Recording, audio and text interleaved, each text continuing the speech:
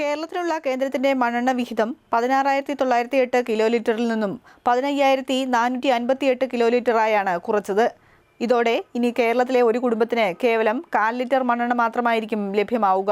കഴിഞ്ഞ നിരവധി വർഷങ്ങളായി മത്സ്യത്തൊഴിലാളികൾക്കായി സബ്സിഡി മണ്ണെണ്ണ മറിച്ചു കൊടുക്കുന്നതാണ് കേരളത്തിന് തിരിച്ചടിയായത്. മറ്റ് സംസ്ഥാനങ്ങളിലെല്ലാം അപേക്ഷ നൽകി മത്സ്യബന്ധന ബോട്ടുകൾക്കായി പ്രത്യേക മണ്ണെണ്ണ നൽകുമ്പോൾ കേരളത്തിൽ വീടുകളിൽ വിളക്ക് തെളിയിക്കുന്നതിനായി നൽകുന്ന മണ്ണെണ്ണ, ആ റേഷൻ മണ്ണെണ്ണയാണ് 2000 കിലോ ലിറ്റർ മണ്ണെണ്ണ മത്സ്യബന്ധന ബോട്ടുകൾക്കായി തിരിമറി നടത്തുന്നത്.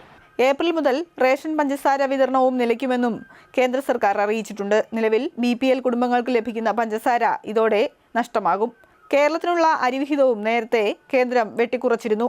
All Kerala ration dealers association മണ്ണെണ്ണ പഞ്ചസാര വിഹിതം വെട്ടിക്കുറച്ചത് സംബന്ധിച്ച് 27-ന് പ്രധാനമന്ത്രിയെ കണ്ട് നിവേദനം സമർപ്പിക്കും. എന്നാൽ കേരള സർക്കാരിൻ്റെ ഭാഗത്തു നിന്നും മണ്ണെണ്ണ വിഹിതം വെട്ടിക്കുറച്ചതിനെതിരെ നടപടിയൊന്നും ഉണ്ടായിട്ടില്ല. പി. വിദ്യ, മാതൃഭൂമി ന്യൂസ്, പത്തനംതിട്ട.